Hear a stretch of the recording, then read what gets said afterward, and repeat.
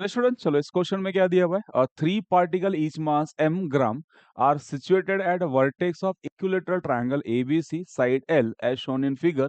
The moment of inertia of system about A Y. चलो शायद ये वाला एक्सिस क्या है, ये y देकर रखा है। About line A Y perpendicular to A B, okay, in the plane of triangle in gram centimetre. Okay, questions में क्या देकर रखा है आपको, इस ए वाई एक्सिस के अबाउट मोमेंट ऑफ इनर्शिया निकलना है। चलो ये पॉइंट मास है, कंसिडर करता हूँ ये वाला मास हमारे लिए क्या है, इज m1 हो गया, ये मास हमारे लिए m2 हो गया, ये मास हमारे लिए क्या m3 हो गया। अब मोमेंट ऑफ इनर्शिया क्या होता है, पॉइंट मास का मोमेंट ऑफ इनर्शिया क्या होता है, इज और m1 r1 स्क्वायर प्लस कितना होता है m2 r2 स्क्वायर प्लस कितना होगा m3 r3 square. Point mass है तो मास इनटू डिस्टेंस का स्क्वायर एंड सम करना है।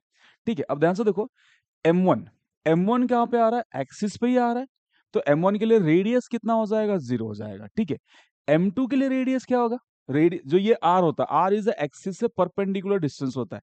इस क्वेश्चन में ये ट्विस्ट है कि आपको r पता होना चाहिए, तो r हमेशा एक्सिस से परपेंडिकुलर डिस्टेंस होता है। तो m1 के लिए r 0 हो जाएगा, m2 के लिए क्या होगा, ये बोल सकता हूं मेरे लिए ये हो गया r2। चलो R2 कितना L हो गया। अब बचा M3 का क्या होगा, ये जो M3 है इसका एक्सिस से परपेंडिकुलर डिस्टेंस, तो आप बोल सकते हो ये जो डिस्टेंस है ये आपके लिए R3 हो गया। अब हमें R3 नहीं पता, सबसे पहले R3 निकालते हैं। कैसे निकालेंगे R3, ये वाला एंगल 60 डिग्री है, तो ये वाला एंगल भी कितना आएगा, 60 डिग्री बोल सकते हैं यहां से हम लोग आर पॉइंट्स में। ये वाला एंगल 60, तो ये वाला भी एंगल कितना होगा, 60 हो जाएगा। तो ध्यान से देखो, मुझे अगर ये L है तो ये मैं R निकाल सकता हूँ, cos 60 वाला फॉर्मूला क्या लगाएंगे यहाँ से, cos 60 इस ट्रायंगल के अंदर cos 60 कितना आएगा, एडजेसेंट मतलब R3 डिवाइड बाय कितना आएगा, हाइपोटेन्यूस L। cos 60 इज 1/2, तो R3 डिवाइड बाय L। तो यहाँ से अपने पास R3 का वैल्यूज कितना आ गया, इस L डिवाइड बाय 2। चलो समझ में आ रहा है। यहाँ पे मैंने क्या लगा है, ये जो ट्रायंगल दिख रहा है इस ट्रायंगल में cos 60 लगा दिया है। कैसे, इक्विलेटरल ट्रायंगल था तो ये एंगल 60, तो ये वाला भी एंगल 60, तो ये जो परपेंडिकुलर डिस्टेंस आ रहा है उसको मैं R3 बोलता हूँ।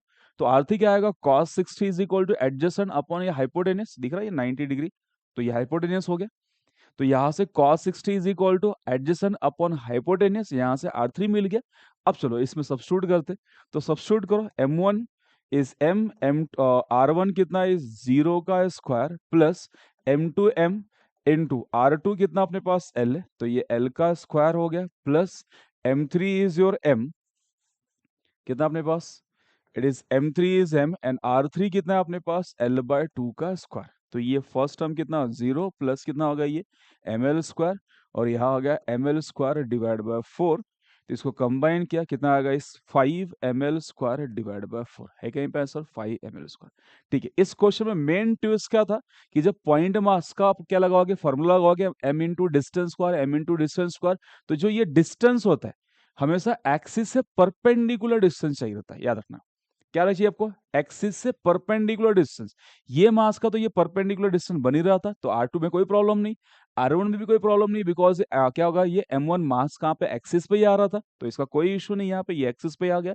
बस ये M3 क्या था, M3 का मुझे परपेंडिकुलर डिस्टेंस निकालना था, तो परपेंडिकुलर डिस्टेंस याद रखना है, पॉइंट मास में जो m इंटू आर स्क्वायर होता है, r is a perpendicular distance from the axis. तो जितने भी मास रहेंगे सबका एक्सिस से परपेंडिकुलर डिस्टेंस निकाल के इसमें पुट करना है। हमने परपेंडिकुलर डिस्टेंस निकाला और यहाँ सब्स्टिट्यूट कर लिया। चलो समझ में आया, थैंक यू।